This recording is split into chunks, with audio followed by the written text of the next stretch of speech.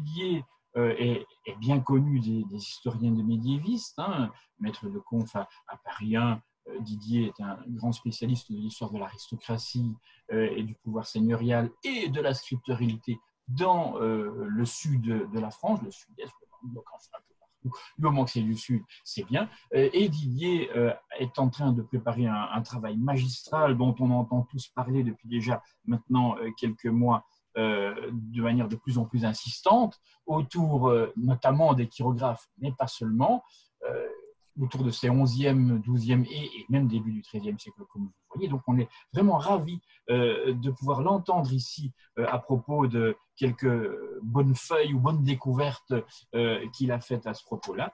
Et je lui laisse donc immédiatement la parole. Je coupe donc ma caméra et mon micro comme il se doit, et je le rappelle à tout le monde, je vous invite à le faire. Donc, Didier, c'est à toi. En cas de problème, si jamais il y a un problème de son ou un problème de communication, je t'interromprai et alors on changera de système. Mais ça devrait aller, je suis optimiste.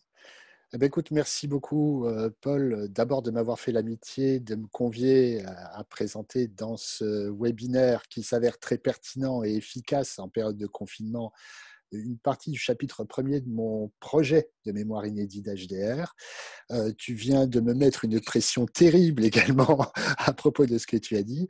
Je tiens à saluer également tous ceux qui sont là et qui a priori vont bien et ça me réjouit. Alors, ce projet d'HDR porte sur scripteurs et seigneuries en Bas-Languedoc du 9e au début du 13e siècle, mais initialement, il ne devait pas porter sur ce thème, mais sur l'étude de l'évolution de 6 domaines implantés le long de la Via Domitia au nord de l'étang de Thau dans le diocèse d'Agde, dont on pouvait suivre l'évolution de la fin du 9e siècle à la fin du 13e siècle. Et c'était intéressant parce que ces domaines constituaient véritablement de véritables pots de miel à aristocrates, attirés là notamment par la présence d'anciens fiscs, mais aussi de salines, d'axes de communication majeurs.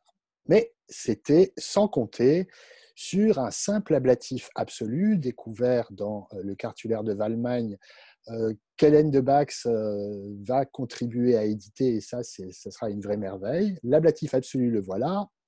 A predicto Trancavello et Rogerio filio suo et testibus rogatus, dictante Bernardo Sigfredo, Pontius Sigfredi filius eius crepsit, c'est-à-dire requis par le dit Trancavel, son fils Roger et les témoins, sous la dictée de Bernard Sigfred, Ponce Sigfred, son fils, a écrit.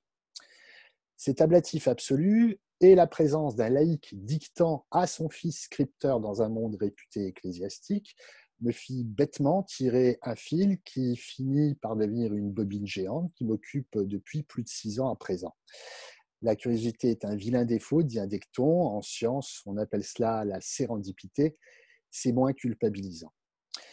La traque de l'écriture sous dictée dans une centaine de cartulaires français, la carte de gauche que vous voyez là, a abouti au résultat que vous découvrez sur la carte de droite, à savoir que le Bas-Languedoc qui apparaît véritablement comme une exception qui s'explique très bien. Je n'ai pas le temps d'entrer dans le détail, mais c'est tout à fait normal, si je puis dire, ne serait-ce que par la mention des scripteurs qui peut être rare ailleurs. Mais c'est surtout la recherche des Sigfred qui fit définitivement voler en éclats et en plein vol le premier projet. On suivait une lignée de personnes établies à Béziers de 969 à 1213, dont 10 membres allaient tenir la plume pour autrui de 1002 à 1167, et cette date est d'autant plus intéressante qu'elle correspond à l'assassinat du vicomte Trancavel, auquel certains des Sigfred ont très certainement participé, puisqu'ils disparaissent totalement de la scène scripturale après cette date, alors même que d'autres individus de la lignée sont repérables jusqu'en 1213. Donc on voit là déjà des liens entre scripteurs publics, politiques, etc. Bon, mais là n'est pas le problème. Et la recherche, surtout au printemps 2017, d'un sujet de master pour un de mes étudiants dans le Trésor des Chartes, a contribué à élargir l'espace étudié au Nîmois. Ces 4 actes successifs de l'inventaire dressé Barthelet indique la présence de chirographes, ce qui évidemment m'a titillé. Du coup, j'ai totalement dépouillé le trésor des chartes et j'en ai trouvé un certain nombre. Ce qui veut dire que puisque j'intégrais le Nîmois, il fallait également que j'inclue le comté de Moggio pour ne pas créer de rupture spatiale. Bref, sur près de 7200 actes rassemblés dans le cadre de ce projet d'HDR, moins de 14% sont des originaux, mais parmi eux se croisent des chirographes que l'on appelle également charte parties. Alors, qu'est-ce que c'est qu'un chirographe? C'est un acte établi en 2 exemplaires, comme le montre cet exemple rare d'ailleurs, puisque non découpé, hein, mais évidemment, il peut en compter davantage. Ici, vous voyez que le parchemin présente 2 devises découpées, ce qui veut dire qu'il y a eu au moins 3 exemplaires, hein, d'un même acte. Ces actes, globalement, sont de même teneur et normalement de même rédaction. Ils sont copiés sur une même feuille de parchemin et les 2 exemplaires sont ensuite séparés et la découpe est faite au milieu de ce que l'on appelle la devise ou légende. Ici, vous le voyez, on a une devise alphabétique qui va de A à L. Euh, En Languedoc, la découpe est presque toujours linéaire, donc droite, mais on trouve aussi quelques rares exemples de chartes parties avec endenture, mais vraiment, elles sont très très peu nombreuses. Et puis surtout, on rencontre un raté, un vrai raté, vous allez voir. Le prêtre Guillaume rédige en janvier 1144 l'acte de transfert post-mortem des biens que Bérengère de Frangouille détient dans la paroisse éponyme au profit des Templiers de Pézenas.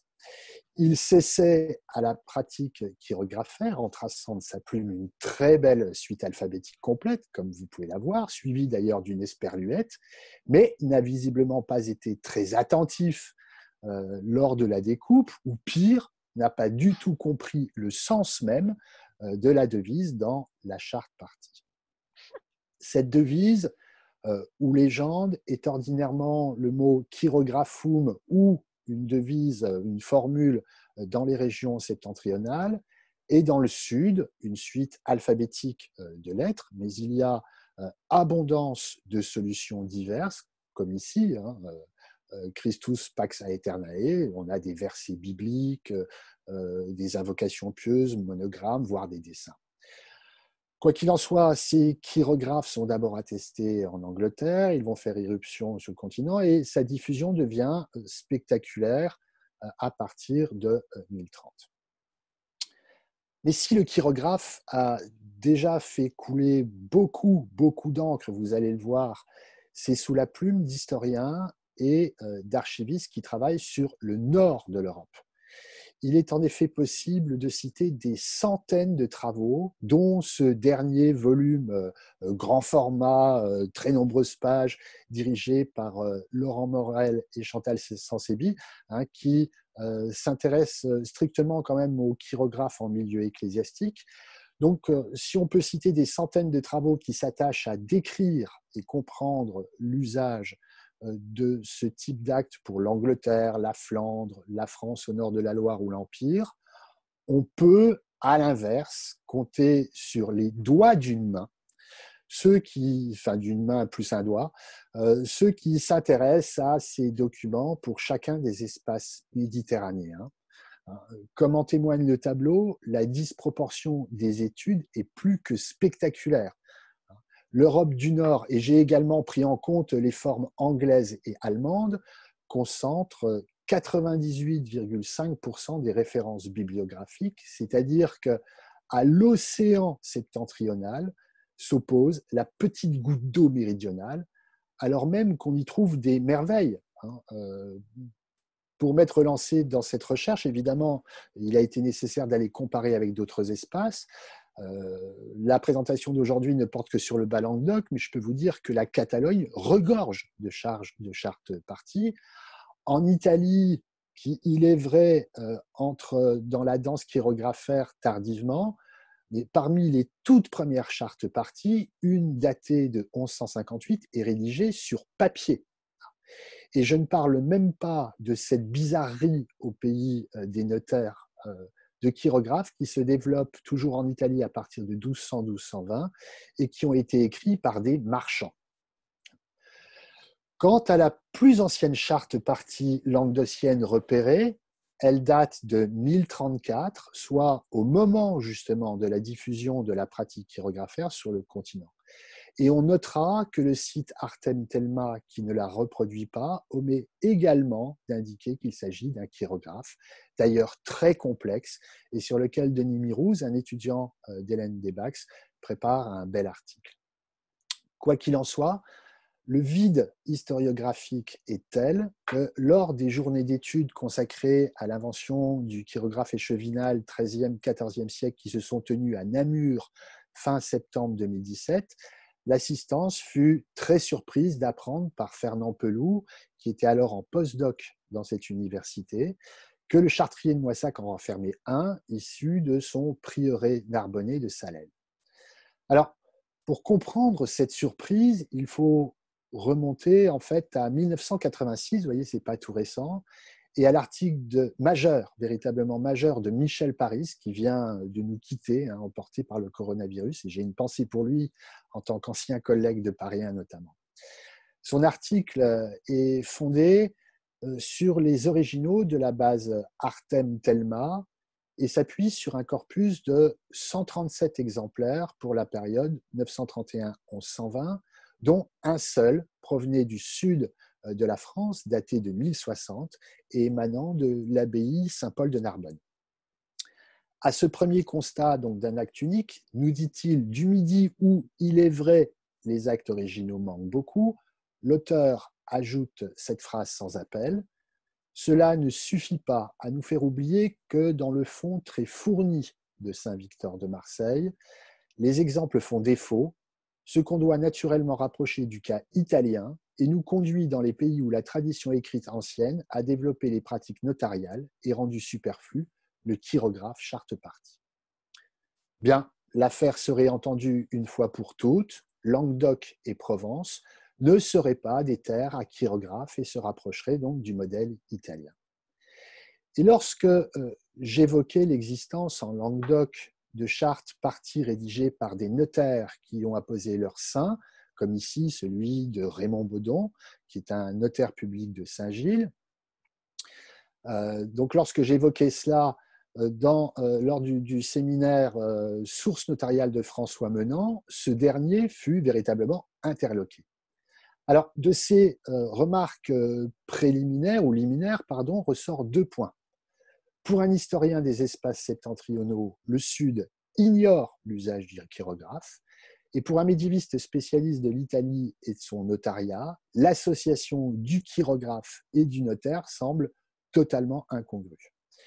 L'historiographie, comme vous l'avez vu dans le précédent tableau, a donc jusqu'à présent contribué à nier l'existence des chirographes dans le Sud, d'où mon titre, qui n'avait évidemment rien de cochon, mais voilà. Alors, or, près de 400 chartes parties ont été détectées uniquement sur une partie du Bas-Languedoc, celle qui s'étend du Biterrois au Nîmois, c'est-à-dire, pour vous donner un élément de comparaison, un espace qui est 4 fois plus petit que la Normandie. On a donc une densité qui est loin d'être négligeable. Et sur les 900 originaux bas-languedociens du 9e au début du XIIIe siècle, eh bien, on a plus de 300 chirographes rédigés entre 1060 et 1220, ce qui veut dire que cela correspond à 40% des actes originaux qui ont été instrumentés au cours de ces 160 années. À ces chartes parties originales doivent par ailleurs être ajoutés 72 autres cas connus par des copies dans les cartulaires confectionnés vers 1230 grâce à la mention Ec carta divisa fuit ab alia per alphabetum ou d'autres formules qui ont été consciencieusement reportées par les copistes. On retiendra bien cette précision concernant la date de confection des cartulaires, car les 2 gros cartulaires laïques des Trencavel et des Guilhem de Montpellier sont antérieurs d'une 50aine d'années pour le premier et d'une 30aine d'années pour le second, et sur les 1085 actes qu'ils rassemblent, aucun ne porte la mention d'un chirographe, alors même qu'on le verra, les deux chartriers devaient très certainement en compter pléthore. Quoi qu'il en soit, assurément, le Languedoc est aussi une terre à chirographe. Même s'il s'agit d'une évidence, il est bon de rappeler que tous les chirographes sont des chartes. Tous ont également, dans l'espace sur lequel est centrée cette étude, pour unique devise une suite alphabétique, mais évidemment, y compris sur ces suites alphabétiques, des variations s'observent. Sur cet exemple daté de 1208, une charte partie double, le scripteur n'a pas suivi le même modèle. Sur la devise haute, la suite AL est divisée en deux parties, AE d'un côté, puis un peu plus loin, FL. Tandis que la devise basse, la suite AI, est l'objet de regroupement des lettres par trois. La tendance au XIIIe siècle est bien celle-ci, la répétition d'ailleurs des trois seules premières lettres ABC que l'on va répéter à plusieurs reprises dans le chirographe. Mais ça, c'est vraiment quelque chose qui se développe surtout à partir du début du XIIIe siècle. Une question qui est rarement posée et que certains fonds me permettent de répondre, c'est déterminer quelle partie du chirographe le commanditaire conserve. Ce n'est pas une question anodine. Les seigneurs s'approprient-ils, dans le cas de contrats agraires, j'insiste bien là-dessus, s'approprient-ils la première partie, c'est-à-dire la partie supérieure dans le cas d'une charte partie superposée avec donc une devise basse, ou la partie gauche dans le cas d'une charte partie juxtaposée avec devise à droite. Ou cela est-il sans importance à leurs yeux? Quel rôle joue le scripteur qui rédige, découpe et distribue son exemplaire à chacune des parties? Les fonds languedociens rendent l'observation délicate car peu de chartriers abondent en cartae divisae, mais on peut quand même tenter d'éclairer ce problème à partir de plusieurs exemples. Je n'ai retenu ici des éléments extérieurs à mon espace, parce qu'il aurait fallu, si j'avais voulu faire la démonstration, entrer dans des longs développements qui n'étaient pas nécessairement intéressants pour ce qui nous retient et qui auraient pris vraiment beaucoup de temps. Donc je sors de la stricte zone que j'étudie pour me déplacer vers le Barazès. On va au sud de Carcassonne et on se déplace également dans le temps puisque tous les chirographes dont il va être question sont postérieurs également à 1230. Ils sont issus du chartrier de la commanderie hospitalière de Magri, qui propose, après 1230, un schéma dans lequel la partie supérieure donc, du chirographe revient le plus souvent au seigneur ecclésiastique de ce tout petit castrum. Une des liasses de contrats agraires prises au hasard propose 40 baux ad acaptum sive amphisétéosim, qui ont été instrumentés entre 1231 et 1289 par 7 notaires différents, 90% des contrats étant passés après 1280. Tous sont des chartes parties et 75% d'entre elles présentent une devise basse, ce qui veut dire que c'est bien la partie supérieure qui a été majoritairement donnée au seigneur. Mais l'analyse de détail nous montre également que le scripteur qui transmet l'exemplaire joue un rôle déterminant. Le tableau que vous voyez ne peut être plus clair. C'est bien le notaire qui décide de l'attribution de l'exemplaire. Et si pour certains, en particulier pour Guillaume de Saint-Romain, qui est le notaire de Magri, le fait d'attribuer à la commanderie de Magri l'exemplaire supérieur paraît une évidence. Ce n'est pas du tout le cas de 3 autres de ses confrères qui, eux, officient à Limoux, à quelques kilomètres au nord, à savoir Pierre Galabert, Pierre-Arnaud Castaner, mais aussi Raymond Brunet. La remise de la partie supérieure au seigneur apparaît donc étroitement liée à la relation que le scripteur entretient avec celui-ci. Guillaume de Saint-Romain dépend fortement des hospitaliers, c'est peut-être même eux qui lui ont concédé le tabellionat en tenure, et cette dépendance qui a été intégrés par le notaire, se marquent jusque dans la symbolique de l'exemplaire chirographaire qu'il réserve exclusivement au seigneur de ce castrum. Dans son esprit, au dominus doit revenir l'acte supérieur. Ces chartes parties languedociennes, vous l'aurez compris et surtout vous avez pu le voir, diffèrent considérablement des chirographes flamands. Dans ce dernier espace, où l'on en conserve des milliers des XIIIe, XIVe siècles, comme ceux de Douai étudiés récemment par Thomas Brunner, les chirographes sont dits échevinaux. L'un des exemplaires est conservé par les échevins de la ville, impliquant du coup, un contrôle des transferts ainsi qu'une domination de la population par les instances urbaines. En Bas-Languedoc, comme en Catalogne, la charte partie est conçue de manière totalement différente. Elle correspond le plus souvent à un contrat passé entre des individus qui repartent chacun avec leur exemplaire. Et on ne peut dès lors s'empêcher de mettre en lien la convenientia telle que Paul Ourliac ou Pierre Bonassi l'ont définie, à savoir un acte pouvant concerner tout type de contrat, et les premiers temps des chartes parties languedociennes. On notera que les plus anciennes d'entre elles, d'ailleurs, parmi les originaux ou dans les cartulaires, renferment aussi ce mot conveniencia, voire sont des convenientiae. L'emploi du terme se fait ensuite moins systématique, comme si la matérialité de la charte se suffisait à elle-même pour désigner d'emblée le contrat, d'emblée l'accord entre les acteurs principaux de l'acte.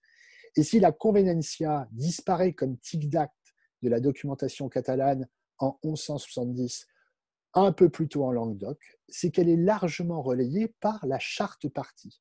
Ce qui voudrait dire, parce que c'est une hypothèse, qu'à une nature de document succède un mode d'instrumentation immédiatement repérable qui engage fortement les acteurs, comme le faisait la conveniencia.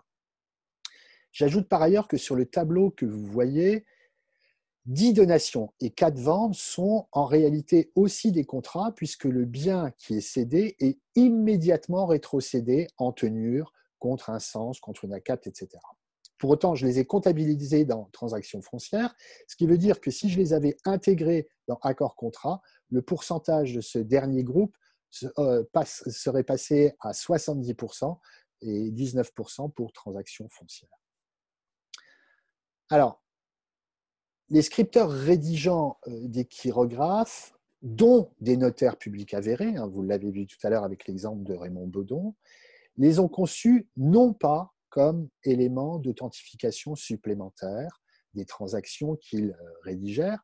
Ils n'en avaient nullement besoin, la Manu Publica et leur saint manuel suffisaient à l'affaire. La devise chirographique n'est donc pas seulement un élément d'authentification, tout au moins dans le Sud, et ce n'est pas non plus un moyen d'éviter la falsification de l'acte. En tout cas, ça n'est pas que cela.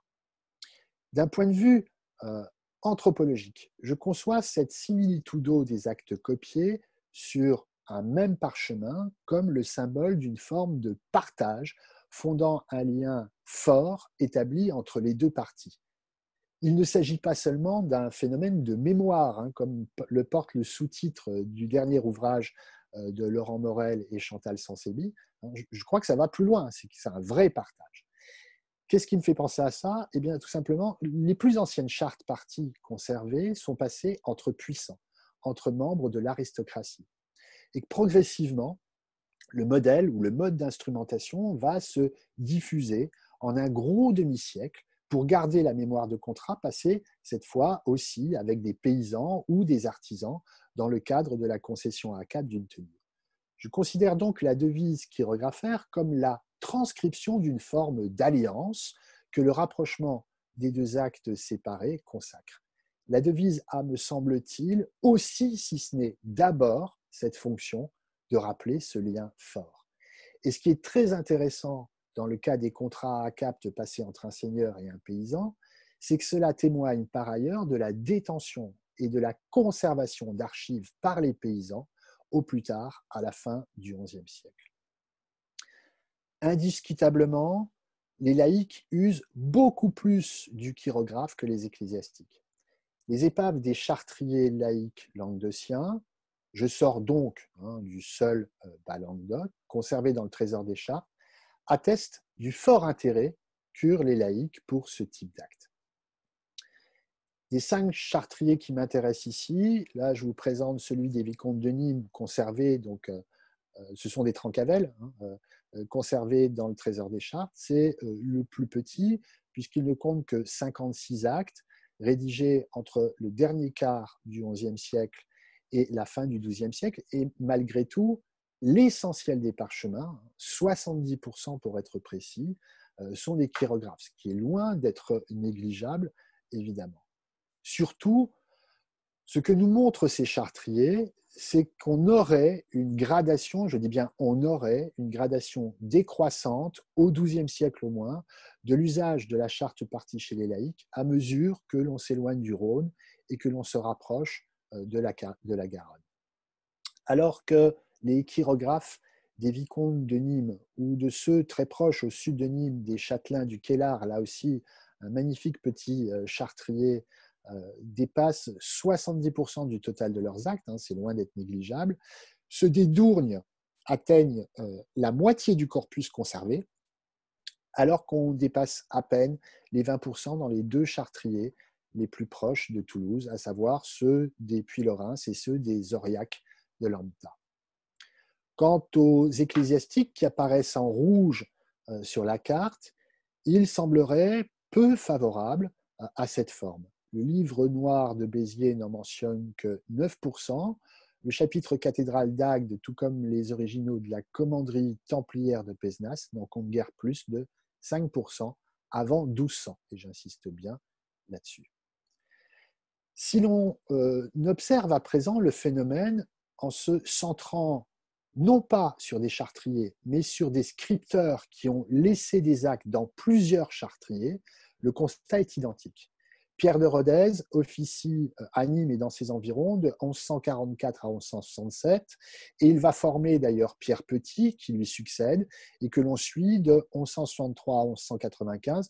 Ce dernier devient par ailleurs aussi, en 1191, chancelier du comte de Toulouse pour le Nîmois. Ces 2 hommes nous ont laissé 109 originaux, respectivement 55 pour le premier et 54 pour le suivant, qui sont conservés dans 6 fonds documentaires du Nîmois. Le premier a instrumenté 31 actes entre laïcs et 24 faisant intervenir des établissements religieux. Le second, 30 au profit de laïcs et 24 émanant ou à destination d'ecclésiastiques. Et pour chacun des 2, eh bien, on le voit, la part des chartes parties est complètement différente. Elle est considérable dans les actes entre laïcs, 86% des chartes sont des chartes parties, alors qu'elle est faible dans ceux ayant parmi les acteurs principaux des ecclésiastiques ou des institutions religieuses, 12% seulement des chartes sont des chartes parties, dont beaucoup d'ailleurs ont souvent un commanditaire laïque. Si la pratique du chirographe avait été une lubie de ces 2 scripteurs, nous n'aurions pas eu, évidemment, un tel écart. Le recours à cette forme d'acte apparaît donc clairement en Languedoc comme une pratique initialement laïque. Comment comprendre autrement que dans tous les fonds consultés, du Biterrois au Nîmois, les exemples antérieurs à 1190 soient de manière très largement majoritaire issus de chartriers laïcs, donc d'actes entre laïcs, alors même que les actes de ces fonds représentent une part infime des originaux conservés. Et si l'on se souvient que les copistes des 2 cartulaires laïques des Trancavels et des Guilhem de Montpellier n'ont pas pris soin de reporter le fait chirographaire des chartes qu'ils transcrivaient, à la différence des cartulaires ecclésiastiques plus tardifs d'Agde et de Béziers, eh bien, on peut réellement supposer que la part des chartes parties laïques fut beaucoup plus importante que ce que nous donne à voir la documentation. Je pense en particulier aux serments, qui, par nature, sont des contrats et se comptent par centaines dans les 2 cartulaires laïques. Et je ne peux pas croire un instant qu'une bonne partie d'entre eux ne furent pas justement des chartes parties, tout comme les nombreuses inféodations. Alors, ce serment de 1174, qui est un très beau serment que je vous présente, n'a pas été retenu parce qu'il unit deux laïcs, puisqu'il s'agit d'un serment qui va unir l'évêque de Nîmes et la puissante lignée des Anduze sauves. Mais je vous le présente également pour vous montrer que les chartes parties bas-languedociennes peuvent aussi être bullées et scellées. On en a un exemplaire dans les archives départementales du Gard qui compte 7 sceaux. Donc, alors, on n'atteint pas les délires flamands où là, il y a je ne sais plus combien de sceaux, mais donc c'est tout à fait possible également. On retrouve la même chose, bien sûr. Et notamment, et là, ça a été pour moi une surprise, la présence de nombreuses bulles laïques, qu'il s'agisse de bulles des comtes de Toulouse, mais aussi évidemment des Guilhem de Montpellier, mais encore de personnages moins puissants comme les Posquières qui bullent leurs actes, donc avec du plomb et pas avec de l'acier. Alors, donc, un phénomène initialement laïque. Et ce n'est véritablement qu'au tournant des XIIe, XIIIe siècles que les établissements religieux s'emparent de ce mode d'instrumentation. Certes, des chirographes faisant intervenir des laïcs ou des ecclésiastiques ou des institutions religieuses existent, et même dès les plus anciens conservés, mais les exemples demeurent bien rares. Néanmoins, tous ces contrats anciens sont passés d'ailleurs avec des membres de l'aristocratie et rien ne permet de rejeter l'idée que la forme prise par l'acte n'est pas répondue à une requête de ces derniers, des laïcs donc, soucieux de conserver eux aussi en leurs archives un exemplaire du contrat. Je vais passer maintenant au chartrier de la commanderie de Pézenas, qui est une espèce de petite perle le long de l'Hérault. Qu'est-ce que l'on constate? Avant 1190, ce chartrier donc de cette commanderie templière de Pézenas ne compte que 16 chartes parties, dont 10 proviennent de fonds laïques, pour un total de 107 actes, soit 15% seulement. La décennie 1190-1200 marque le début de l'élan. On le voit, les chartes parties constituent à présent un quart des actes conservés. Un seuil est ensuite franchi au début du XIIIe siècle. Cette forme d'acte atteint 45,2% des actes entre 1200 et 1209, puis 51,9% des originaux au cours de la décennie suivante, alors même que les actes issus des fonds laïques ont quasiment disparu. On voit donc bien qu'il y a un phénomène d'amplification et un recours plus net chez les ecclésiastiques pour cette forme d'instrumentation. Je retourne à Magri, donc en Barazès. Donc on est hors de la zone étudiée et hors de ma période. Mais vous allez voir, c'est de ce point de vue tout à fait exemplaire de la grande bascule qui s'opère entre 1200 et 1220 chez les ecclésiastiques. De cette implantation hospitalière sont notamment conservés 338 contrats d'assensement qui ont été passés entre 1160 et 1387. Dans ce corpus, si la pratique de la charte partie n'apparaît là encore qu'en 1201, elle devient systématique à partir de 1223, où les 323 contrats enregistrés par la suite prennent cette forme. Lorsque j'ai consulté au titre de sondage quelques boîtes de ce fonds de Magri, le personnel des archives départementales de la Haute-Garonne a dû me prendre pour un fou en constatant l'importance dans cette commanderie du nombre de chirographes. Je faisais des bonds tout seul sur ma chaise. Enfin, bref. Alors, sans ressembler à ce véritable tsunami chirographaire du chartrier de Magri, tous les fonds des établissements religieux bas-languedociens en comptent néanmoins de très nombreux passé la décennie 1220. Comment expliquer ce décalage et l'appropriation assez tardive de la pratique par les établissements religieux? Pourquoi, plus exactement, s'y sont-ils mis? L'une des pistes pourrait être la prise en compte des paysans. Car il y a fort à parier que ce sont ces derniers qui ont exigé des établissements religieux une telle pratique. Si les seigneurs laïcs leur permettaient d'obtenir un exemplaire parchemin du contrat passé avec eux, pourquoi les ecclésiastiques auraient-ils été autorisés à s'en dispenser? Les paysans ont dû leur réclamer leur exemplaire, car même s'ils ne savaient pas lire, ils avaient bien compris le pouvoir et l'autorité de l'écrit et souhaitaient avoir eux aussi une preuve tangible et matérielle de la transaction et du contrat. Et cette démultiplication du nombre de chirographes s'accompagne régulièrement dans les années 1230, donc hors de la zone d'étude, d'un bout à l'autre du Languedoc, d'un appareil décoratif assez singulier.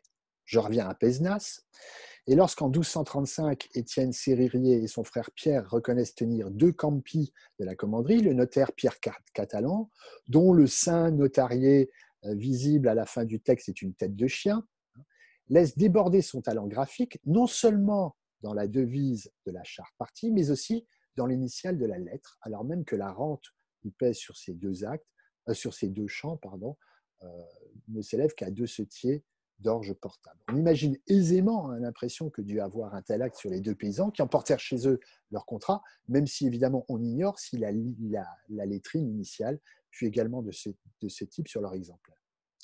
J'en reviens à la devise des chartes parties. Je vois que j'ai déjà dépassé mon temps, donc je vais vraiment accélérer. La primauté, je reviens à la devise. La primauté des chartes parties laïques en Bas-Languedoc explique sans doute l'abandon très très rapide de devises de type religieux. Par ailleurs, d'autres éléments n'ont pas été jusque-là suffisamment pris en compte, me semble-t-il, pour expliquer la double rupture quasi radicale opposant les différents espaces de l'Occident médiéval. Au nord domine de manière quasi exclusive la devise chirographum ou d'autres formules, dont Michel Paris puis récemment Chantal Sansébi ont précisé la géographie et la typologie, avant que le mot chirographum ne l'emporte partout dans le nord au XIIe siècle sur les autres formules. Au sud, la légende alphabétique écrase tous les autres au point qu'on peut lister très rapidement les devises qui n'appartiennent pas au modèle dominant, toutes du reste extérieures à la zone d'étude bien que languedocienne, et là encore antérieure au XIIe siècle. Constater cette rupture n'a qu'un seul intérêt, si on s'arrête là, c'est celle de distinguer la différence de tradition scripturale dans des espaces septentrionaux et méridionaux. Mais il faut essayer d'aller plus loin. Pour quelles raisons, finalement, chirographum n'a-t-il pas rencontré de succès? C'est un euphémisme en Bas-Languedoc. Alors, je n'ai pas le temps de le démontrer ici, il faut donc que vous me fassiez confiance, mais dans cet espace, les scripteurs se montrent extrêmement réticents à employer des mots qui n'avaient plus leur sens traditionnel tiré de la Vulgate. Et c'est clairement le cas du mot chirographum. Comme l'ont montré Adra Grossi puis Laurent Morel, ce terme renvoie d'abord à la dette, bien davantage qu'à l'engagement. La dette, donc, comme en témoigne aussi l'épisode de Tobie, reproduit dans ce manuscrit, plus probablement moins sagué qu'albigeois. Dès lors, pour les scripteurs, totalement imprégnés de la Vulgate et très tôt attentifs à ces problèmes de vocabulaire, il devenait impensable d'employer ce mot dans la devise pour cette raison et pour une autre. Le moment où la pratique de la charte partie apparaît, soit au début du XIe siècle, est aussi celui où la documentation révèle les premiers actes de prêt. Le rejet de cette devise s'explique donc par le fait qu'il s'agit d'éviter tout risque d'assimilation et ou de confusion avec ce qu'implique ce incrédit. Alors, je comptais vous parler d'autres choses, mais là, du coup, je suis désolé, très très mal calculé. Si, vas-y, prends encore quelques minutes, sans problème, si je peux me Alors, permettre. ici, merci. Donc, merci, Paul. Et surtout, excusez-moi. Ces 2 planches, qu'est-ce qu'elles nous permettent de voir? Tous les chirographes bas-languedociens ont été reproduits à la même échelle. Ça, c'est la première chose. Donc, en un coup d'œil, on peut repérer par un jeu de couleurs. En noir, sont les chirographes entre laïcs. Les gris, c'est laïcs et ecclésiastiques. Et les rouges, c'est les chirographes entre ecclésiastiques. L'emplacement du numéro correspond à celui de la devise. Bon, je ne reviens pas sur l'évolution, etc. Ce qui m'intéresse ici, c'est le format. On voit que le format paysage est largement majoritaire au cours de la première phase, puis que les choses changent à partir des années 1170. En gros, le format portrait, c'est-à-dire celui qui redresse, si je puis dire, le chirographe, va rattraper considérablement son retard. Et ça annonce aussi l'usage de ce que l'on aura du papier. Elle reprend aussi d'une certaine manière le format des codices. Le second constat que l'on peut faire porte sur la fluctuation de la taille moyenne et médiane des chirographes. Voilà. Alors, c'était une autre hypothèse, mais globalement, qu'est-ce que l'on constate? Parce que vraiment, ça m'aurait entraîné très, très, très loin. À partir de 1150, les chartes-parties de plus en plus nombreuses vont mesurer moins de 200 mm, c'est-à-dire que c'est vraiment pas grand, et descendre à 80 cm², soit, vous imaginez, des rectangles de 8 mètres sur 10, c'est tout petit. Cette réduction concerne surtout les actes entre laïcs, pardon, c'est celle-là plutôt. Ça veut dire qu'à un moment, à partir de 1150, sans doute, il y a des problèmes de ravitaillement et donc on va réduire cette taille. Et puis, quand on rapporte ça, en revanche, à l'après 1190, on voit de nouveau les chirographes s'envoler. Mais là, c'est vraiment quelque chose, c'est une hypothèse, il faudrait plus de temps pour le développer. J'ai plusieurs éléments qui tendent à prouver que l'usage du papier interviendrait dès les années 1190 en Languedoc et que, en particulier, ce qui va être abandonné, c'est le moment également où disparaissent quasiment les contrats à cap, c'est-à-dire tous ces petits contrats de peu d'importance que l'on va sans doute faire sur papier. Comme ça, on va laisser davantage d'espace et de matières premières en parchemin pour des contrats plus prestigieux. Voilà, je suis vraiment désolé. Donc, en deux mots, ce qu'il faut retenir, c'est qu'on ne peut plus considérer le Languedoc comme un espace et les pays méditerranéens comme des espaces sans chirographe. C'est donc bien un lieu où on a produit des chartes-parties en nombre, et un lieu également avec un rôle tout à fait particulier des laïcs pour l'introduction et le développement de cette pratique documentaire. Et en tout cas, ces chartes-parties jouent là aussi un rôle particulier dans l'écrit et la société du Moyen-Âge. Je vous remercie de votre attention. Merci. Merci beaucoup à toi. Est-ce que tu pourrais peut-être éventuellement, merci donc Didier, est-ce que tu pourrais supprimer le partage voilà, comme ça on peut te voir à nouveau. Ce qui serait idéal, donc il suffit de supprimer le partage et ça marchera. Alors, ça marche là ou pas? Là, on voit l'adresse du webinaire, mais on ne te voit pas encore toi. Là, on voit là, tu n'as pas encore supprimé le partage, je pense. Je fais comment pour le supprimer? Attends, on va essayer d'y arriver. Voilà, comme ça, non. J'essaie d'y arriver. Est-ce que si tu vas dans mettre le partage en pause. Voilà, oui, carrément, à mon avis, tu peux y arriver. Et là, voilà, c'est fait, mais est-ce que ça change la donne pour vous? Non, on ne te voit toujours pas. Mais c'est pas grave, on va y arriver. Hein. Si tu appuies sur le bouton partager l'écran, ça donne quoi? Mais sauf que je n'ai plus arrêté le partager. Voilà, c'est là. Voilà, parfait. Ben oui, c'est parfait. Comme ça, nous voyons donc tout le monde est très content. Hein. Si tu vois dans la conversation, il y a plein de compliments et qui sont extrêmement mérités. Donc là, maintenant, je propose, qui veut maintenant peut ouvrir sa caméra sans problème. Comme je n'ai coupé la caméra de personne, vous êtes tous libres de les allumer. Et puis aussi de poser les questions que vous voulez. Alors pour ceux qui ne veulent pas allumer leur caméra ou qui ne peuvent pas et qui veulent poser une question, vous le faites directement dans la conversation, sinon vous me faites un petit signe, mais la conversation c'est très bien aussi. Donc là, je le répète, on a vraiment passé un excellent moment et on n'a pas vu le temps passer et tu aurais pu encore, à mon avis, parler pendant un bon quart d'heure. Je pense que personne n'y aurait rien trouvé à redire. Mais bon, toutes les bonnes choses ont une fin. En tout cas, pour la communication. Maintenant, il va y avoir des questions. Je suis persuadé qu'elles vont être très nombreuses. Et si elles ne le sont pas au départ, rassure-toi, j'en ai environ une dizaine à te poser. C'est parfait. Alors, qui veut commencer? Voilà, vous voulez que je commence? Moi, j'aurais voulu peut-être que tu reviennes sur ce petit point. Pour l'instant, je ne vois personne, mais vous faites signe, hein, ou dans la conversation. Donc, j'aurais voulu que tu reviennes sur ce que tu as dit autour de l'authentification du chirographe. Et le fait que le chirographe, la devise elle-même n'est pas là pour authentifier. Est-ce que tu pourrais nous en parler un petit peu? Alors, non, Ça me titille. alors j'ai été. Disons qu'on lit dans de nombreux endroits que la devise sert à authentifier l'acte, etc. Je ne dis pas que ça ne sert pas à authentifier, je dis que ça ne sert pas qu'à ça. En tout cas, je pense que dans le Sud, ça n'a pas servi qu'à ça. Ça, c'est clair. Parce qu'il y avait tellement d'autres modes d'authentification que il faut voir aussi.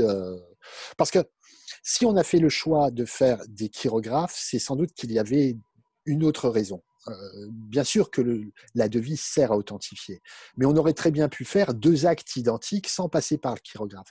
Et je pense que le fait de passer par le chirographe, c'est bien aussi une manière de montrer un lien, un partage, une alliance qui est faite entre 2 individus, etc. Voilà. Je ne remets pas en cause effectivement le fait que ça sert à authentifier, bien sûr. Bien, merci. Oui. Je vois qu'Hélène, vas-y. Non, je voudrais juste contribuer à la réponse. À mon avis, c'est pour que les gens partent avec leur bout de parchemin, surtout. Oui, Hein. c'est ça. Alors, Ouais. bon, on peut le mettre d'un point de vue anthropologique de façon plus emphatique, mais sinon, ils étaient très attachés, à mon avis, à avoir des écrits. Ouais. Et on a des témoignages, enfin, tu connais cette histoire de Garcène Oui. en 1290 ou je ne sais plus trop, qui va chercher des chartes chez elle qui ont une quarantaine d'années parce que son père avait été condamné au moment du meurtre du vicomte et elle veut se faire réhabiliter, se faire restituer des biens. Et elle va chercher chez elle et elle a des biens alors que c'est bon, sans doute riche, mais une habitante de Béziers sans plus, quoi. Donc, que les gens partent chacun avec leur morceau de parchemin, d'après moi, c'était important pour eux. D'autant plus que l'histoire de l'authentification, dès qu'il y a des notaires, voire des proto-notaires, ce sont eux qui rédigent. Donc, l'authentification, ils l'ont par leur pouvoir de notaire. Hein. Ouais. Et dès qu'ils ont des seins, ils apposent leur sein notarié au bout des chirographes, c'est clair. Et ils les scellent aussi, et ils multiplient les. Donc, la devise, elle est elle montre juste que la chose a été partagée en 2 et que chacun peut partir avec son morceau. Je suis d'accord, entièrement d'accord. Merci Hélène. Oui, c'est ça, hein, c'est bien ce phénomène-là. On sent, alors, le goût du parchemin, alors, parce qu'on en a moins de preuves, apparaît comme moins développé qu'en Catalogne, mais je pense qu'il a été très très fort. C'est vraiment une société de l'écrit et il fallait qu'on ait son document. Ils ont tous des preuves écrites. Et même, il y a des catégories de terres qui sont des terres qu'on possède à charte. Ouais. Incartata. La terre, c'est souvent dans les coutumes. Bon, la rédaction des coutumes est un peu postérieure, mais il y a des terres à charte et des terres sans charte. Je vais totalement dans votre sens. J'irai même plus loin. Un siècle plus tard, du côté, comme vous dites, flamand, enfin dans le nord, on va dire, hein, on a des choses similaires. C'est-à-dire qu'on a clairement des chirographes qui sont rédigés sur de tellement grandes feuilles qu'on peut imaginer que ce soit une seule feuille, une seule peau de parchemin ou qu'on est coupé en 2, mais probablement 2 feuilles spécifiques et sur lesquelles on est rajouté probablement les accolants l'une contre l'autre la devise. Donc là, l'idée, c'est de partir chacun avec son exemplaire aussi. Ouais. Et on a même, mais là, il faudrait encore préciser le travail parce que là, il y a des enquêtes qui sont en cours. On a même des traces, je suis assez certain de ça aussi, de peaux différentes qui ont été analysées par donc des spécialistes de l'analyse des peaux. Donc des peaux d'origine différente pour les chirographes, ce qui montre que ce n'est pas sur les mêmes peaux. Et par ailleurs, il y a des endroits où on voit clairement que la légende elle a été un peu bâclée, où il n'y a pas de raccord direct entre les deux, que ça n'a pas été fait sur la même peau qu'on a coupé en 2, mais que ça a été fait sur 2 peaux séparées et puis qu'on a fait du mieux qu'on a pu. Donc, moi, je veux vraiment complètement dans votre sens. Je suis très content d'entendre cette réflexion sur sur l'authentification, mais je vais peut-être laisser d'autres personnes parler plutôt que moi. Et je sais que Nicolas voudrait dire quelque chose. Nicolas Perrault. Merci beaucoup et merci à Didier pour cet excellent exposé vraiment remarquable et qui montre que quand on mesure des chartes, on a vraiment beaucoup de choses à trouver. Et alors, malheureusement, ça a coupé pendant quelques minutes à cause de mon Internet ici, donc je ne sais pas si tu en as parlé, mais je me suis demandé, alors ça m'a vraiment passionné le fait qu'on ait au départ quasiment que des actes de laïcs pour ce genre de choses, pour ces chirographes. Et alors, je me demandais si d'une certaine façon, c'était pas parce que pour l'Église, on n'attend pas de réponse, c'est-à-dire qu'on donne quelque chose à l'Église et la récompense, elle est au ciel. Alors que quand on fait quelque chose avec un laïc, on a tout de suite un lien fort et, comme tu l'as bien dit, une alliance qui se crée, mais avec l'Église, on donne et c'est unilatéral en fait. Alors, bon, donc mais quand tu prends le cas de contrat d'assentiment, Oui. c'est pas une donation. Ouais. Alors, mais est-ce que la logique n'est pas quand même la même? C'est-à-dire que quand on fait quelque chose avec l'Église, ça va dans un sens et ça ne vient pas vers soi. Oui, oui. Alors, par exemple, même parce que là, c'est un travail que je suis en train de faire, donc j'ai pas des chiffres très précis, enfin, en tout cas finis. Ce que je constate, c'est que les contrats d'assentiment passés par les établissements religieux sont, entre guillemets, souvent bâclés. C'est-à-dire qu'il y a souvent pas de date, souvent pas de nom de scripteur, etc. Ce qui n'est jamais le cas dans les contrats d'assentiment faits par des laïcs. Alors, la raison peut être celle-ci, hein, effectivement. On n'a pas besoin de tout ce tralala parce que la seconde partie, c'est le saint à qui possède. Mais je ne pense pas que ça soit… Oui, bien sûr que c'est un des éléments d'explication, mais bon. C'est juste une hypothèse qui m'est venue Oui. en t'écoutant. Oui, Je ne bien sais sûr. pas, hein, c'est une proposition en fait. Oui, bien sûr. Mais n'empêche, ça ne change rien à l'affaire. C'est-à-dire Ah que non, normalement, absolument pas. surtout qu'à la fin, alors, ça expliquerait, disons que cet argument ne tient plus pour le XIIIe siècle, puisque là, ils y vont massivement. Tu as vu les exemples de Magri. Et je trouve ça d'autant plus intéressant que c'est un peu le coup de la dîme, c'est-à-dire qu'on a de nouveau une récupération. Je t'entends très C'est-à-dire que mal. l'Église, on a l'impression… Ah mince, tu m'entends? Oui, là, ça va. C'était Pardon. très coupé, quoi. En fait, ouais, je suis en Wi-Fi, même en 4G, parce que j'avais plus d'Internet. Bref, et donc c'est un peu le coup de la dîme d'une certaine façon à nouveau. C'est-à-dire qu'il y a une récupération tardive. Moi, je trouve vraiment ça passionnant. En fait, le fait que tu le montres via des mesures, c'est vraiment excellent. Merci, Nicolas. Bien, merci. Voilà, continuons avec une question d'Émilie Minéo. Oui, bonjour. Bonjour. Déjà un grand merci pour avoir jeté de la lumière sur ce double angle mort qu'est la pratique chirographaire dans le sud de la France et surtout par des laïcs, parce que si on regarde l'historiographie jusque-là, on a l'impression qu'on a produit du chirographe ecclésiastique donc dans ce nord de la France et que ça devient une affaire de laïcs que dans le nord de la France et les anciens Pays-Bas méridionaux à partir du XIIIe siècle. Avant cela, on connaissait juste un peu ce qu'a brossé dans son merveilleux tableau Cristina Carbonetti Venditelli, où voilà, on a ponctuellement des pratiques chez les souverains de Sicile, on a quelque chose en Espagne, les marchands génois. Et donc voilà, ça confirme que voilà, il y a un autre visage du chirographe à découvrir. Et voilà, j'ai une petite question sur une chose que vous avez évoquée qui m'a beaucoup intriguée, sur le fait que d'après vous, des paysans seraient détenteurs d'exemplaires de chirographes dès le XIe siècle et que cette pratique se répand aussi dans le XIIIe siècle.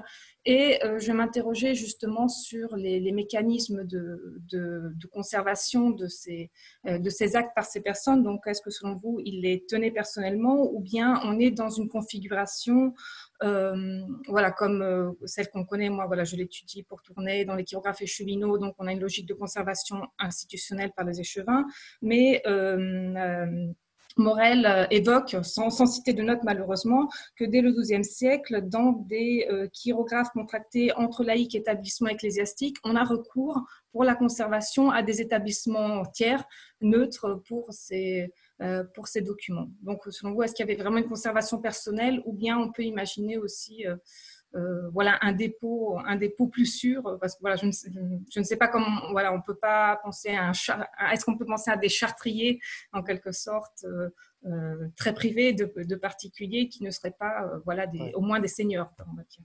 Alors, Hélène a évoqué tout à l'heure le cas de cette habitante qui n'est pas une aristocrate hein, de Béziers. Alors, peut-être qu'elle est passée dans une institution où étaient déposées ses archives, j'en doute. Alors, ça n'est pas au Moyen-Âge, évidemment, mais Juanro Larrea, non, pardon, ça n'est pas Juanro Larrea, mais Luis Tofigueras, donc en Catalogne, m'a raconté une histoire qu'il avait vécue 2 fois au moins, de paysans catalans qui l'emmenaient chez lui, venez, qu'il leur montrait dans leur maison donc des chartes depuis le XIIIe siècle. Donc, je pense qu'il y a quand même, à mon avis, les gens devaient les conserver chez eux. Peut-être que je me trompe, hein, mais, parce qu'on n'en a pas la preuve, évidemment. Mais ça expliquerait aussi les pertes énormes. Si, par exemple, ces doubles avaient été conservés dans des institutions, on en aurait davantage gardé. Alors, c'est peut-être ce qui explique, et du coup, ça renvoie quand même à votre question. On a des exemplaires de chirographes dont on a les 2 exemplaires, mais en très faible nombre. Et là, peut-être que l'institution émettrice gardait aussi l'autre exemplaire, mais on en a tellement peu d'exemples, tellement peu de cas que ça ne devait pas être la majorité. Bon, en même temps, je ne peux pas être affirmatif, mais je pense quand même qu'ils devaient conserver les documents chez eux, en pensant justement à ces exemples catalans évoqués par Luis Tofigueras. Hélène Devax veut intervenir. Juste pour contribuer à la réponse aussi, il me semble que souvent, quand on a les 2 exemplaires d'un même chirographe, c'est qu'il est revenu dans l'institution parce que c'est ça. Oui, ça a été donné. La session a été chue. Oui, il a pris fin, bien sûr. Quelquefois, on peut même le prouver parce que c'est au moment de la donation par des enfants, des descendants. Donc, on imagine qu'ils ont cédé le paquet de chartes qu'ils avaient ils ont rendu le paquet de chartes avec la terre. Et donc, tu penses aussi, Hélène, que les gens gardaient ça chez eux? Ah oui. Oui, moi je pense aussi. Et justement, à propos de ça, ils le mettraient. Une petite question, parce que par exemple, dans les chirographes et chevinaux, on a l'habitude de apporter sur le verso du document une note dorsale avec la personne qui est concernée, et c'est surtout le destinataire, celui qui conserve l'autre exemplaire. Donc, normalement, on a le nom du bénéficiaire, par exemple, ou du crédit rentier. Et quand on a un exemplaire du bénéficiaire, il y a marqué l'autre partie, Ward, les échevins. Est-ce que dans les chartes parties donc, que vous avez étudiées, vous rencontrez ce type de notation au dos des chartes? Déjà, si elles sont inspectables, parce que voilà, je ne sais pas dans quelles conditions elles sont. Alors, à mon grand désespoir, toutes les notations sont largement postérieures. C'est-à-dire que je n'ai quasiment aucune notation antérieure au XIVe siècle, y compris, tout à l'heure j'évoquais le chartrier, les épaves du chartrier des vicomtes de Nîmes. On n'a que des notations une fois l'intégration dans le trésor de Chartres au XIVe, rien avant. Donc là, c'est vraiment difficile à suivre. Oui, vous pensez bien que j'ai regardé ça à chaque fois. Merci pour votre question en tout cas, parce qu'elle est importante. Merci. Alors, il y a 2 questions de Sébastien Frey. Oui, merci Didier, c'était super. Bonjour Sébastien, alors, merci à toi. Première question, est-ce que ça serait aller trop loin de dire que ce que tu as analysé montrerait une autonomie culturelle des laïcs et finalement un jeu d'influence en sens inverse de ce qu'un certain nombre de collègues s'acharnent à défendre, c'est-à-dire l'idée que là, ça serait les clercs qui récupèrent des pratiques laïques sous l'influence culturelle des laïcs? Alors, moi, je pense que là, c'est bien une transmission des laïcs aux clercs, de la même manière que dans un article sur l'expression exceptis sanctis, je montre bien que ce sont les laïcs qui initient le mouvement et qui s'emparent. Donc là, il y a effectivement un courant historiographique qui dit tout le temps qu'il y a une diffusion des ecclésiastiques vers les laïcs. Moi, je crois qu'il faut, en tout cas pour les espaces que j'étudie, considérablement réduire ça. L'autre chose que je n'ai pas abordée, parce que je n'ai pas à l'aborder ici, parce que j'ai fait donc, de la prosopographie pas mal sur les scripteurs, très tôt, il y a énormément de laïcs. Hein, donc, on voit même des écoles de notariat, entre guillemets, hein, sont des centres de formation de notaires dans des gros villages de la Gadès avant la fin du XIIe siècle, qui sont complètement déconnectés de l'église cathédrale, des monastères, etc. Donc là, je pense qu'il y a vraiment, il faudrait reconsidérer tout cela.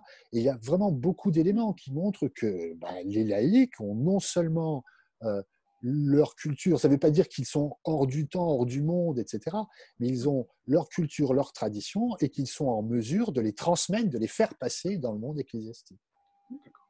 Et la deuxième question, qui répond à une autre de mes obsessions, c'est est-ce que tu as regardé ce que disaient les copies d'érudition modernes des chirographes languedociens?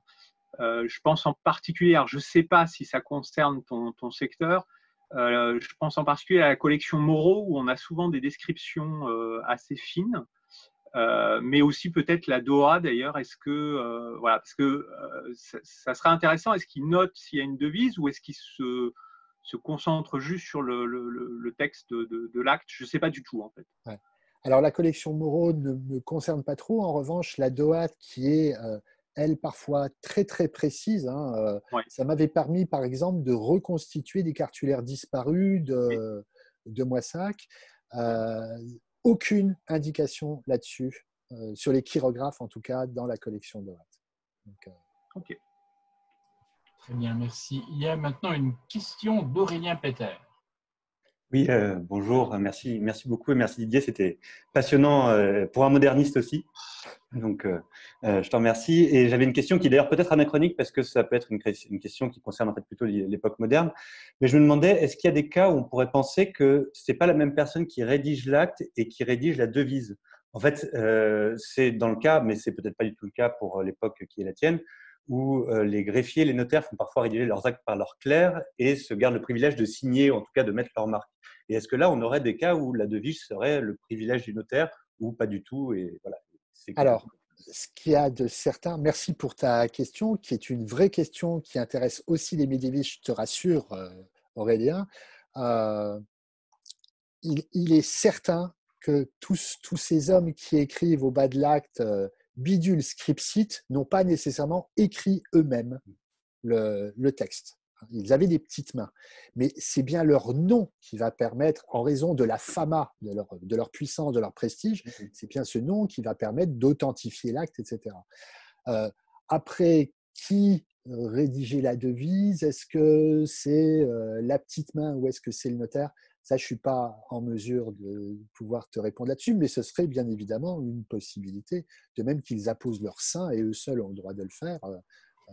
Peut-être que c'était eux, dans le cas de l'intervention d'un tiers pour l'écriture, qui rédigeait la devise, mais ça, je suis incapable de te répondre, évidemment. Merci de ta question, en tout cas. Maintenant, une question de Franck Brechon, dont le micro ne fonctionne pas, mais qui demande de te demander à partir de quand apparaissent les premiers notaires parmi les scripteurs?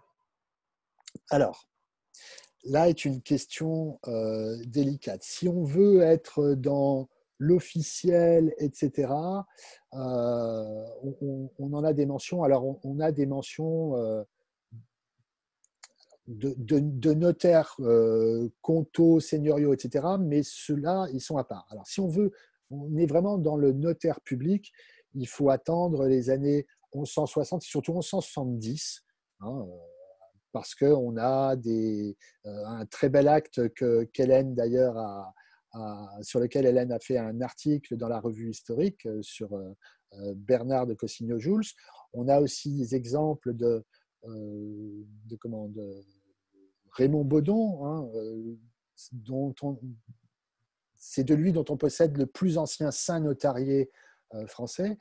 Mais pour autant, on est dans un espace, et c'est ce que je vais aussi démontrer dans mon HDR, où il y a une terrible fluctuation de tout cela, et où on déteste surtout préciser quelle est sa fonction. Je pense à Bernard Cotta, là aussi, un notaire très très bien connu d'Hélène. Sur plus de 90 actes dans lesquels qu'il rédige, on a moins de 10 actes dans lesquels il précise qu'il est notaire, alors qu'on sait qu'il l'est. Donc voilà, si on devait se limiter à l'apparition du mot notaire ou notaire public, on repousserait. Ce qu'il y a de certain, c'est qu'il y a un proto-notariat déjà en place dès le début du XIIe siècle et qu'on a une espèce d'explosion et de multiplication de ce monde dans les années 50 et puis après, même quand on a par exemple des notaires avérés et d'autres qui ne représentent jamais cette mention, ils font le même travail en fait, ce sont les mêmes formules, je les ai étudiées en faisant de la lexicométrie, etc. Mais globalement, on a quoi? Un notariat qui se développe au XIIe siècle, au milieu du XIIe siècle, et qui est déjà également présent dans des villages à la dans le dernier quart du XIIe siècle. Et c'est un notariat qui est par ailleurs, et j'insiste bien, déconnecté du monde ecclésiastique. Parfait. Il y avait une remarque d'Hélène de Bax ou une question de Mathieu Vivas. Oui, alors, vu que j'ai la parole, je rebondis immédiatement sur ce que tu viens de dire, Didier. Ce proto-notariat, il y a une mention dès 1139 d'une vraie procédure de translatio, de copie authentifiée par un notaire qui n'est pas notaire, qui ne se dit pas notaire. 1139, c'est trop tôt, mais une véritable copie. Donc, il y a le processus de la copie authentique, en quelque sorte, qui est déjà en place, avant les notaires. Ce n'est pas de ça que je veux parler. Du coup, on a des choses beaucoup plus précoces, puisqu'on a des exemples dans le cartulaire de Nîmes de copies authentiques dès le Xe siècle. Oui. Mais c'est autre chose, on est dans un autre temps. Ce n'est pas un notaire, voilà. Ce n'est pas un individu, c'est une institution. Tout à fait, tout à fait. Voilà. Et oui, non, sinon, c'était sur la façon dont les cartulaires ne mentionnent pas les chirographes. Ça me paraît tout à fait normal et il ne faut pas y attacher d'importance. Parce que les cartulaires sont d'une très, très grande fidélité à l'écrit. Oui. On y revient toujours. Oui. Et en particulier, ce que j'avais remarqué, c'est qu'on copie les repentirs des scribes. Oui. Quand le scribe à la fin il dit j'ai barré deux lettres à la troisième ligne, le cartulaire le copie, ce qui n'a aucun sens, c'est plus la troisième ligne, parce que la formulation a changé, enfin, la disposition a changé, mais on est tellement scrupuleux et fidèle à l'original que l'on copie ça. Et donc on ne va pas copier, évidemment, on ne dit pas du tout que c'est un chirographe, puisque ça serait une description de l'acte. Pas de description de l'acte, on ne fait que le copier mot pour mot, lettre pour lettre. Donc voilà, c'était juste ça, mais ça confirme ce que tu dis. On en a dans les corpus quand on a des originaux, mais dans les cartulaires, on ne peut pas avoir, enfin les cartulaires laïques en tout cas. Les cartulaires laïques, voilà, c'est ça. Oui, ce dont tu parlais, on ne peut pas avoir de mention de chirographe. Puisque ce serait une description de l'acte extérieur, c'est pas de l'écrit. Oui, mais c'est bien dommage quand même. Donc on ne peut pas savoir si les serments étaient sous forme de chirographe. Non, c'est sûr, on ne peut pas le savoir. Même les serments conservés ne sont pas majoritairement sous forme de chirographe. Non, je suis d'accord avec toi. Après, il y en a certains, comme tu as montré, mais pas tous. Pas majoritairement. Voilà, merci, c'était tout. La dernière question, malheureusement, parce que le temps passe, ce sera pour Mathieu Vivas. Bonjour à tous, bonjour Didier et merci pour ta présentation. J'avais une petite remarque. Tout d'abord, je ne suis pas du tout étonné que les paysans puissent conserver chez eux une charte. On peut très bien conserver une cédule d'absolution ou un document aussi de réconciliation. Donc pourquoi pas conserver une charte partie? Enfin, je ne suis pas du tout choqué par la chose. Après, j'ai beaucoup apprécié ton passage sur l'analyse anthropologique de ces chartes parties et sur le côté partage, lien et alliance. Et je voulais savoir si, en termes de matérialité, la charte partie pouvait devenir un objet symbolique qui intervient dans des cérémonies, par exemple, au même titre, par exemple, que des objets dans la cérémonie de l'investiture ou dans le déguerpissement. Je voulais savoir si la charte pouvait être aussi mentionnée comme ça dans d'autres types de documents. Alors, tu sais que je m'intéresse de plus en plus aux conflits de juridiction aussi, voilà, aux cérémonies au rituel de saisine et de ressaisine. Et donc, je m'interroge aussi sur la portée symbolique des objets, en particulier, pourquoi pas de la charte partie. Alors, qu'il y ait eu des rites associés à cela, c'est possible. Ce qu'il y a de certain, c'est que je crois bien justement que c'est dans l'exemple qu'évoquait Hélène, où quand notre Garsinde ressort ses actes, je crois bien que c'est dans un de ces actes qu'on précise que c'est un chirographe, justement. Donc on y prête attention quand même à la forme, mais dans la documentation que j'ai, j'avoue qu'il n'y a que 2 exemples qui évoquent dans le corps de l'acte le chirographe. Ça veut dire qu'on y prête attention, qu'on sait à quoi cela correspond, mais en revanche, je suis incapable de te dire qu'est-ce qui pouvait y être associé, malheureusement. D'accord. Merci de ta question. Merci. Hélène, tu as des choses à ajouter là-dessus ou pas? Non, tu as la petite illustration que tu as montrée quand il coupe. Ah oui. Elle est magnifique, celle-là. Ouais. Avec le couteau, là, bon, il y a une sorte de rituel quand même. Oui, bien sûr. Sans doute, de découper. Alors bon, c'est une. Je sais pas. Et sinon, si, quand il restitue une terre et les chartes, il devait y avoir une cérémonie de translation, de restitution. On n'a pas mentionné un rituel particulier. Voilà, c'est ça. Mais pas plus pour les chirographes que pour les autres, quoi. Rendre leur partie du chirographe en ramenant la terre et donc abandonner évidemment la redevance qui va avec. Donc, je sais pas. On peut supposer, mais il n'y a pas de mention. Je ne connais pas. Il y a une toute dernière remarque d'Émilie Minéo sur la découpe. Oui. Est-ce que je réinterviens? Oui, par rapport à la découpe, voilà la cérémonie qu'il y a derrière, qui est un moment mystérieux puisqu'il n'est jamais décrit. Voilà, en travaillant sur les devises des chartes parties avec Thomas Brunner, je me suis aperçue d'un petit détail, on va dire archéologique, qui peut peut-être jeter de la lumière, qui pose surtout des questions, à savoir de quelle manière, déjà avec quel instrument on procédait à la lecture, à quel moment. Et par exemple, Thomas Brunner avait exhumé une charte partie imparfaitement découpée, donc il y avait des petits traits, mais qui restaient attachés par des petits centimètres. Et en observant les chirographes tournésiens, je me suis rendu compte qu'ils ont souvent des sortes de petites dents sur les côtés, donc la découpe est droite et c'est un peu comme arraché sur les côtés. Donc j'ai l'impression que c'était fait au couteau, probablement déjà avec un ciseau, donc avec un couteau et pas avec une force, et que peut-être, mais il faudrait faire des études dessus, peut-être détaché par traction en dernière minute. Donc voilà, je me pose une théorie que c'est une observation que j'ai faite et qui mérite d'être encore étayé, mais je demandais si vous avez quelques éléments, si c'est une observation que vous avez faite. Oui.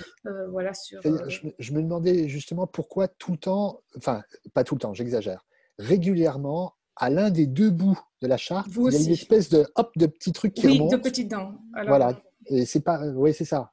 Donc on devait finir par l'arracher. Alors peut-être, alors ça serait sacrément intéressant, parce que si c'est le cas, ça veut dire qu'on le découpe pas en entier. Et on en remet sans doute une partie, chacun prend sa partie et on arrache ensemble.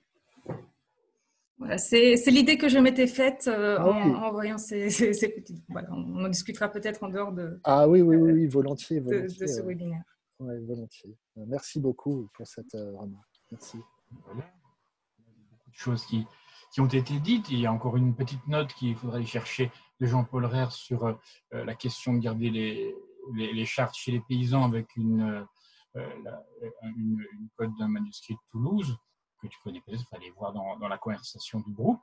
Et mis à part cela, je pense qu'on peut ici terminer le séminaire, le webinaire.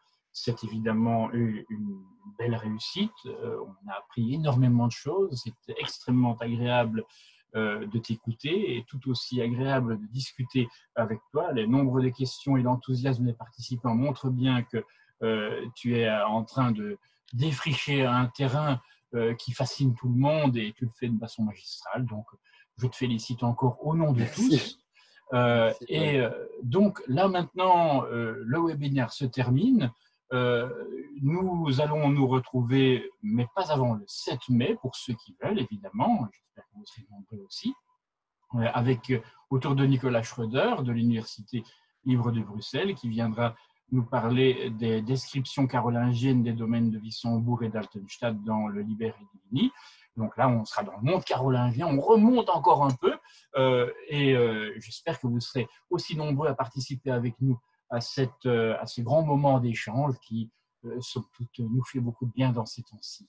Encore merci à tous, que tout se passe bien pour chacune et chacun d'entre vous. Encore merci à Didier pour sa très belle communication. C'est moi qui te remercie, Paul. Voilà, que tout se passe bien et à bientôt.